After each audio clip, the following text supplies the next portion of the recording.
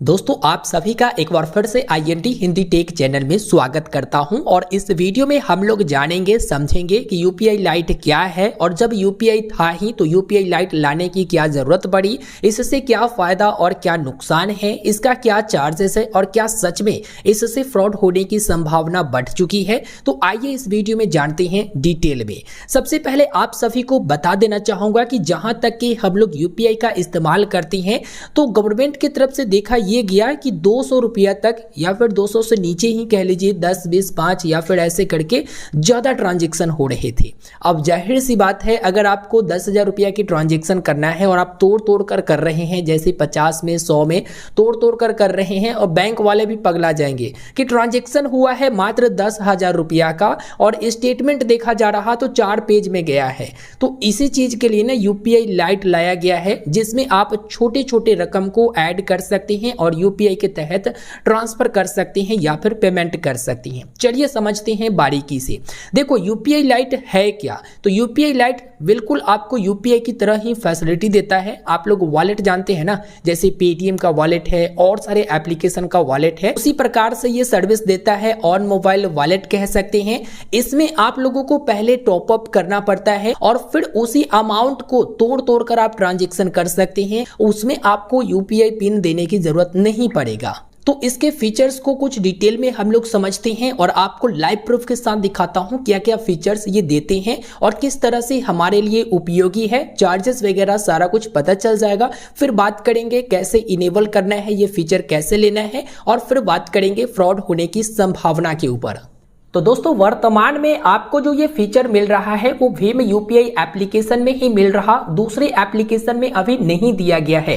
तो यहाँ पर धीरे धीरे करके इसके फीचर्स के बारे में समझते हैं। सबसे पहले बताया गया है कि आप अपने बैंक अकाउंट के इस्तेमाल से यूपीआई लाइट में फंड ऐड करोगे। इसमें आपको जब फंड ऐड करते हो तब यूपीआई पिन दर्ज करने की जरूरत होती है। जाहिर सी बात है, बैंक अकाउंट से ऐड करोगे वहां पर यूपीआई पिन दर्ज करने की जरूरत होगा। उसके बाद बताया गया है कि बैलेंस यूपीआई लाइट में रखने की जो मैक्सिमम कैपिंग है वो 2,000 है। 2,000 रुपया तक ही आप इसमें बैलेंस रख सकते हैं। इसके साथ ही बताया गया है कि जो सपोर्टेड बैंक है वो आपसे किसी भी प्रकार की हिडन चार्ज नहीं लेगा। यूपीआई लाइट के लिए आप ट्रांजैक्शन कर सकते हैं अप टू 200 रुपया तक। ठीक है, ये जो ट्रांजैक्शन है वो बिल्कुल फास्ट करेगा। जाहिर सी बात है, जिस तरह से हम लोग वॉलेट से ट्रांजैक्शन करते हैं डायरेक्ट बिना ओटीपी बिना पिन डाले बस क्लिक करो और पे हो गया, उसी प्रकार से आपको ये सुविधा मिलता है जिसमें कोई भी पिन वगैरह दर्ज करना नहीं होगा। तो जाहिर सी बात है कि फास्ट ट्रांजैक्शन आप कर सकते हैं। इसके बाद बताया गया है कि आपका बैलेंस लो होगा, जैसे 2,000 रुपया तक ऐड करना है। अगर बैलेंस कम होता है तो आपको नोटिफाई करा दिया जाएगा। ठीक है, वहां पर आपको जानकारी मिल जाएंगे कि आपका बैलेंस लो है। साथ ही साथ आप एप्लीकेशन में भी चेक कर पाओगे कि बैलेंस कितना है। तो ये बताया है कि आपको रिमाइंडर मिल जाएगा, फिर आप टॉप अप कर सकती हैं।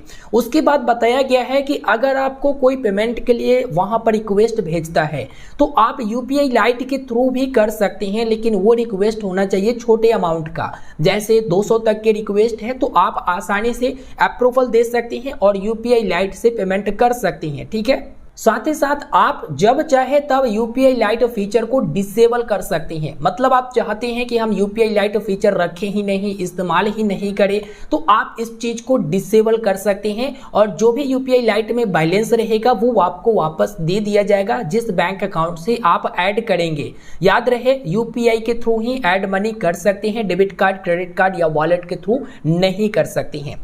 नेक्स्ट हम बात करते हैं तो डिस्क्लेमर दिया गया है जिसमें बताया गया है यूपीआई ट्रांजैक्शन जो है बिना यूपीआई पिन के होगा, जो कि यूपीआई लाइट के तहत आप जो है यूपीआई लाइट को जब इनेबल करने जाओगे उस समय आपको फंड करना पड़ेगा। के बाद बताया गया है यूपीआई लाइट में जो भी आप बैलेंस रखेंगे ना उस पर इंटरेस्ट नहीं मिलेगा। याद रखेंगे, जब आप बैंक अकाउंट से ऐड करते हैं तो होता है कि आपको मन होगा कि ना यूपीआई लाइट में तो बैंक अकाउंट वाला ही पैसा है तो उस पर इंटरेस्ट नहीं मिलेगा।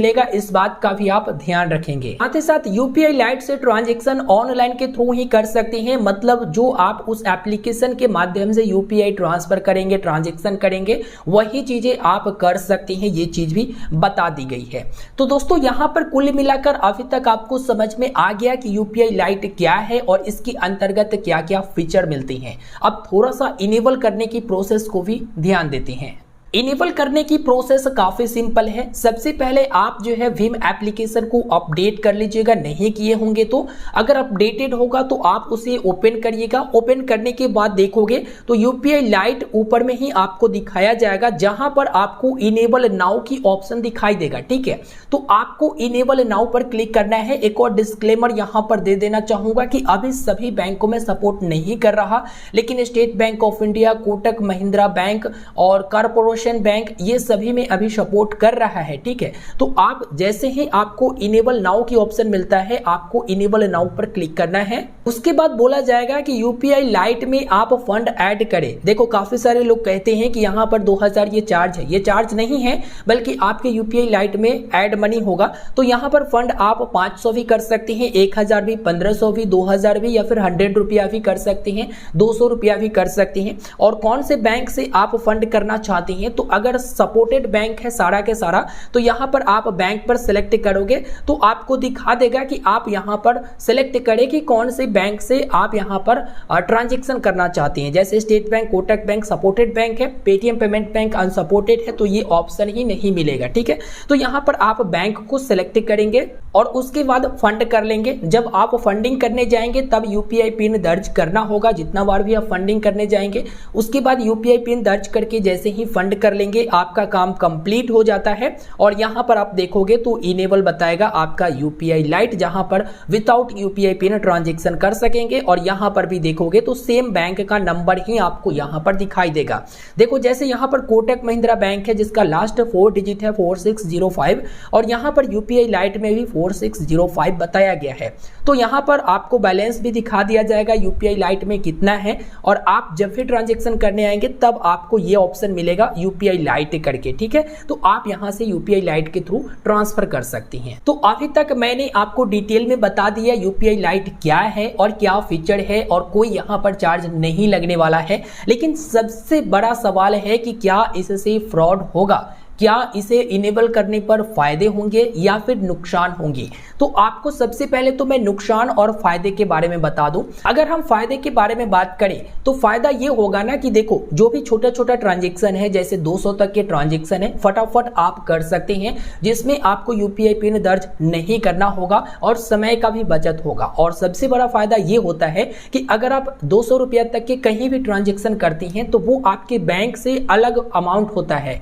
एक होता है कि आप ट्रांजैक्शन कहीं पर करते हैं तो फिर डर रहता है कि कहीं फ्रॉड ना हो जाए, या फिर किसी रिक्वेस्ट को अप्रूवल देते हो फिर डर रहता है काफी सारे। ये बैंक से जो है हटकर होता है आपका अमाउंट, इसलिए आपका बैंक बैलेंस बिल्कुल सेफ रहता है।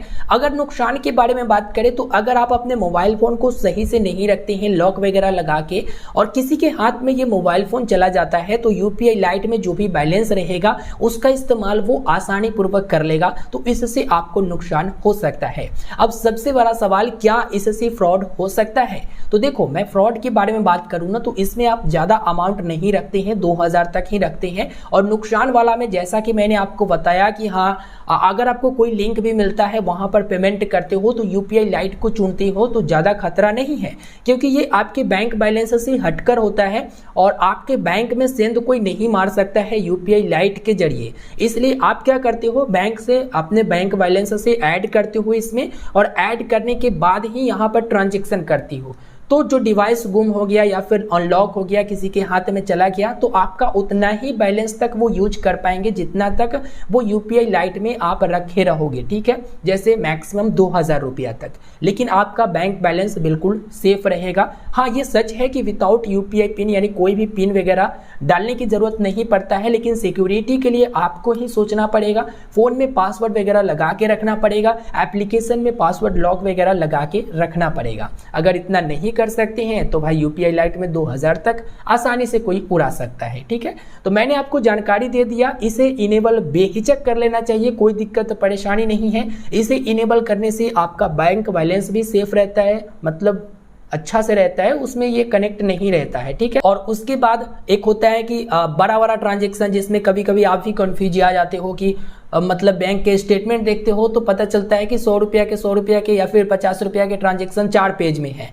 तो उस स्थिति में बैंक में आपको सिर्फ और सिर्फ जब जितना ऐड मनी करोगे उतना ही का स्टेटमेंट दिखाएगा, बाकी सारे यूपीआई लाइट में दिखाएगा। तो बहुत बढ़िया चीज है, डिटेल में मैंने समझाया है। बेशक मैंने थोड़ा सा यहाँ पर ज्यादा समय लिया है, लेकिन सारा कुछ अच्छे से समझाने की कोशिश किया है। अब जब जानना ही है तो बढ़िया से जानिए, ठीक है। मिलते हैं नए वीडियो में। वीडियो पसंद आया वीडियो को लाइक कर दीजिएगा, अपने दोस्तों तक शेयर करिएगा और चैनल पर नए हैं तो जरूर सब्सक्राइब करिएगा। जय हिंद, जय भारत।